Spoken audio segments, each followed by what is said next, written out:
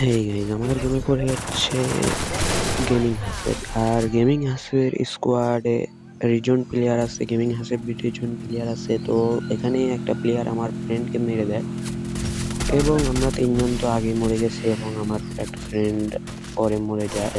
যে আমার ফ্রেন্ড মারছিল সে এই যে দেখে যায় ভিউজ, গেমিং হাসেবের হাতে মার খায়। তারপরেই এই যে গেমিং হাসিব আরেকটা এনিমি পাশে থাকে জোনের ভিতরে, সে ছিল জোন পোষার।